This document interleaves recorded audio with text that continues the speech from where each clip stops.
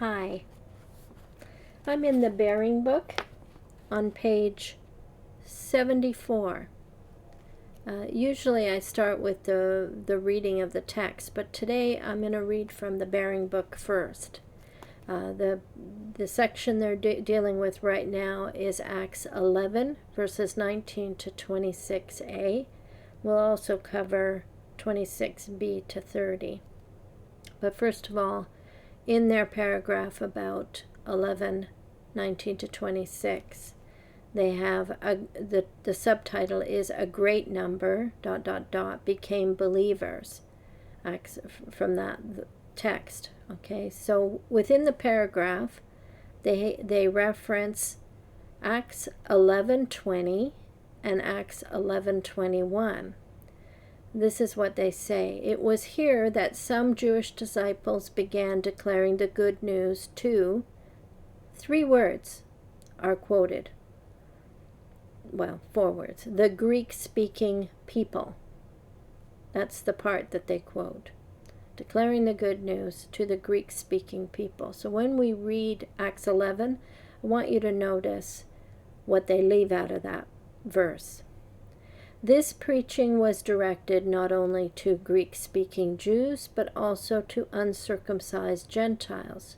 Jehovah blessed the work and, here's the quote, 5 words, a great number became believers. That's what they quote from 11:21. All right, so we'll read the passage and you can see what they leave out of those verses. Acts 11, verses 19 to 26. Now those who had been scattered by the tribulation that arose over Stephen went as far as Phoenicia, Cyprus, and Antioch, but they spoke the word only to the Jews. However, some of the men, among them from Cyprus and Cyrene, came to Antioch and began talking to the Greek-speaking people. That's the part they had, the Greek-speaking people. The rest of the verse says, declaring the good news of the Lord Jesus. They had left out the good news being about the Lord Jesus. Verse 21. Furthermore, the hand of Jehovah, which in the Greek interlinear is Lord, was with them, and a great number became believers and turned to the Lord. So why do they want you to think, they put Jehovah in there so you think it's Jehovah that is blessing this work, and they become believers, but why not put Jehovah in the second one? And they turn to the Lord for your case, because you know that the good news they're talking about is about Jesus Christ. So I think there's a sneakiness about just taking out a few words from a text so that you don't get the context. The report about them reached the ears of the congregation in Jerusalem, and they sent out Barnabas as far as Antioch. When he arrived and saw the undeserved kindness of God, he rejoiced and began to encourage them all to continue in the Lord with their heartfelt resolve. For he was a good man and full of Holy Spirit and faith, and a considerable crowd was added to the Lord. So he went to Tarsus and to make a thorough search for Saul. After he found him, he brought him to Antioch. So that's the first part of 26.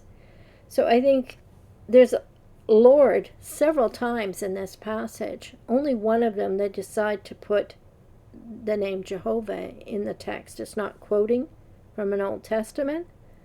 Why is it arbitrarily one place and all the other places where it says Lord, it's just Lord? Because when you read the context, you know they're talking about an increase of Christians, people who are devoted who have believed in the Lord Jesus Christ. Okay, so now the next portion is from 26b to 30, so we'll read that as well. So for a whole year, Paul and Barnabas, they assembled with them in the congregation and taught quite a crowd. It was first in Antioch that the disciples were, by divine providence, called Christians. Excuse me. In those days, prophets came down from Jerusalem to Antioch, and one of them, named Agabus, stood up and foretold through the Spirit that a great famine was about to come on the entire inhabited earth, which in fact did take place in the time of Claudius. So the disciples determined, each according to what he could afford, to send relief to the brothers living in Judea. They have for relief, a relief ministration in the footnote. Okay, and this they did, sending it to the elders by the hand of Barnabas and Saul.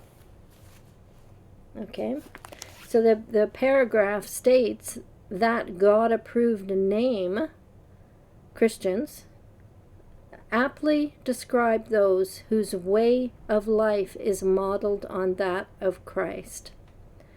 So this phrasing here, I think, is downplaying Christ. It's making him just an extraordinary human with extra gifts, that we model our life after him. As much as the world talks about Jesus as being a great teacher, they will make that claim. They'll say, yes, he was a great teacher, he was a great man, but they don't want to go further than that. I don't think the witnesses do either. They talk about him as an example, as a great teacher, but he's more than that. He is your Lord and your Savior.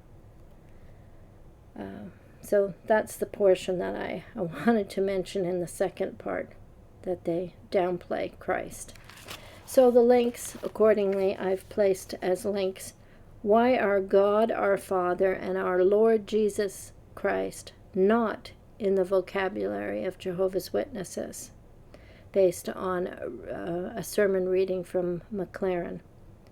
And the second one is from our readings from Sappher, The Divine Unity of Scripture. This one is, why did law precede gospel? We must know the horror of sin to grasp the greatness of the Savior.